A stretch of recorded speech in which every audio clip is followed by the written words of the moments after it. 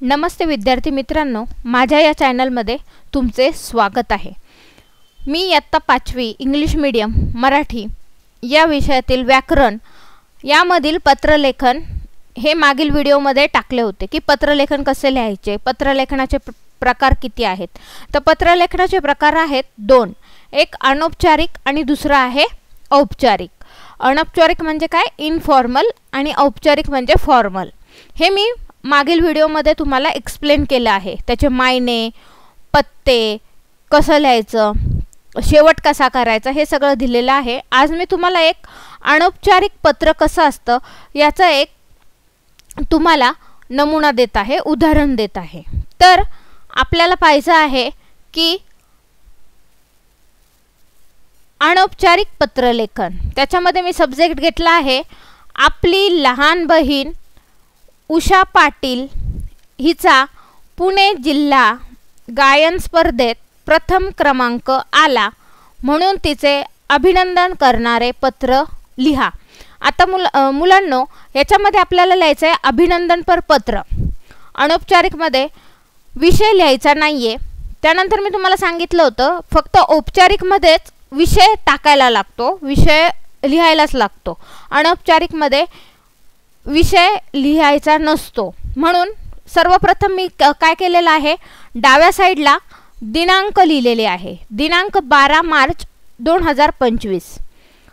प्रिय उषास, आपल्याला तिथं दिलेलं आहे उषा पाटील ही लहान बहीण आहे आणि तिचा जिल्हा गायन स्पर्धेमध्ये प्रथम क्रमांक आलेला आहे म्हणून तिचं अभिनंदन करायचं आपल्याला। मग दिनांक टाकून झाल्यानंतर खाली एक लाईन लीव करायची आणि खाली लिहायचे प्रिय उषास, कारण ती तुमची लहान बहीण आहे। अशा पद्धतीने आपल्याला पत्राची स्टार्टिंग करायची आहे। आणि मी तुम्हाला बघा काल मायने आणि पत्त्यामध्ये दिलेलं होतं की लहान बहीण भाऊ असल्यास आपल्याला आशीर्वाद द्यायचे असतात त्यांना, म्हणून मी खाली टाकले आहे प्रिय उषास अनेक शुभ आशीर्वाद। त्यानंतर आपल्याला जो खालचा मजकूर असतो तो 3 परिच्छेदामध्ये लिहायचा असतो, हे मी तुम्हाला काल एक्सप्लेन केलं होतं। तर आपण आता विषय लिहायला सुरुवात करूया, पत्राचा मेन विषय।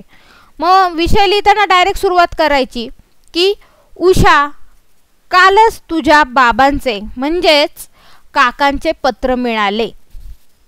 पुणे जिल्हा गायन संघातर्फे घेण्यात आलेल्या गायन स्पर्धेत तू संपूर्ण जिल्ह्यात प्रथम आलीस, हे वाचून खूप आनंद झाला। म्हणजे तुम्हाला आधीच माहिती आहे की तिचं गायन स्पर्धेमध्ये प्रथम क्रमांक आलाय असं लिहायचंय, म्हणून काय सुरुवात केली आपण, उषा कालच तुझ्या बाबांचे पत्र मिळाले म्हणजेच काकांचे पत्र मिळाले। तर त्याच्यात त्यांनी लिहिलं होतं की पुणे जिल्ह्यामध्ये तुझा प्रथम क्रमांक आलेला आहे गायन संघामध्ये, जिल्ह्यात प्रथम आली आहेस, हे वाचून खूप आनंद झाला। तुझ्या यशाबद्दल मनपूर्वक अभिनंदन, फुल स्टॉप द्यायचा आहे अभिनंदनच्या पुढे। त्यानंतर परत एक छोटा पॅरेग्राफ टाकायचा आहे। आपल्याला 3 परिच्छेदामध्ये पत्र लिहायचं, हे कायम लक्षात ठेवायचं विद्यार्थी मित्रांनो। मग खाली पॅरेग्राफ करून उषा कॉमा करायचा आहे, मला माहीत आहे की तुला बालपणापासून गायनाची खूप आवड आहे। तुझ्या बऱ्याच कविता पाठ आहेत, शाळेत व घरीही सर्वांना तू त्या गोड आवाजात अनेकदा ऐकवल्या आहेत। यासाठीच काका काकूंनी तुला गायनाचे शिक्षण देणाऱ्या क्लासेसमध्ये घातले आहे। तुला असेच यश मिळावे हीच ईश्वराजवळ प्रार्थना। इकडे आम्ही सगळे मजेत आहोत। बघा, पत्राचा विषय झालाय, त्यानंतर तुम्ही तुमची खुशालीही कळवायची आहे। इकडे आम्ही सगळे मजेत आहोत। परत एक पॅरेग्राफ करायचा आहे, म्हणजे 3 पॅरेग्राफमध्ये तुमचं पत्रलेखन तयार होतंय। गायनाबरोबर अभ्यासाकडेही लक्ष दे, कारण तुम्ही मोठे बहीण भाऊ आहात, त्याच्यासाठी त्यांना सांगायचंय की काय नुसतं गायनाकडेच लक्ष नाही द्यायचं, तर अभ्यासाकडेही लक्ष दे। काका काकूंना शिरसाष्टांग नमस्कार, पत्राचे उत्तर देणे। त्यानंतर परत छोटा पॅराग्राफ करायचा आहे आणि तिथे टाकायचं आहे कळावे. फुल स्टॉप द्यायचा आहे, स्वल्पविराम नाही, हे लक्षात घ्यायचं आहे. कळावे तुझा बंधू रवी दादा 9/ तारा निवास विकासनगर पुणे 41001 आणि ईमेल ID टाकायचा आहे ravipatil.05@gmail.com. आलं लक्षात. खाली मी तुम्हाला सांगितलं होतं पत्र लेखन झाल्यानंतर, पत्राचा विषय झाल्यानंतर तुम्ही तुमचा स्वतःचा पत्ता आणि ईमेल ID टाकायचा आहे. बरोबर टाकला का आपण? ठीक आहे.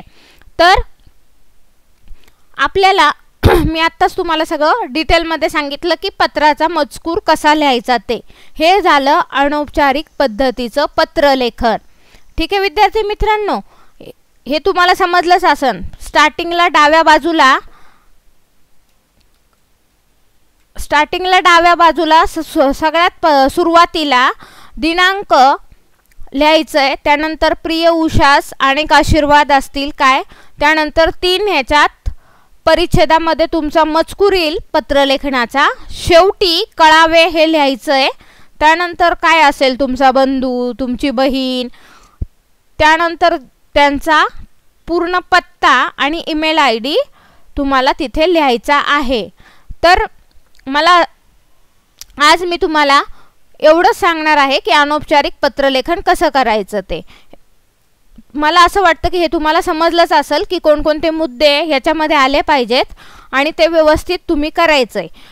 अशाच प्रकारे तुम्हाला समजा छोट्या बहिणीला पण पत्र लिहायचं म्हणजे विषय येऊ शकतो की तुमच्या बहिणीला परीक्षेमध्ये 1ला नंबर भेटला म्हणून तिचे अभिनंदनपर पत्र लिहा. असे अनौपचारिक पत्र असतात म्हणजे घरगुती तुमचे जे बहीण, भाऊ, आई, बाबा हे या पत्रामध्ये येतात. तर विद्यार्थी मित्रांनो, आज आपण फक्त अनौपचारिक पत्रलेखन कसं करायचं हे मी तुम्हाला दाखवलं आहे. पुढील भागामध्ये मी तुम्हाला औपचारिक पत्र कसे लिहायचं त्याचाही एक विषय घेऊन तुम्हाला मी सांगणार आहे की कसं लिहायचं असतात, त्याचे मुद्दे कसे मांडायचे असतात ते. तर आज आपण इथेच थांबूया. जर तुम्हाला माझा व्हिडिओ आवडला असेल तर नक्कीच लाईक करा, सबस्क्राईब करा आणि शेअर करा. धन्यवाद.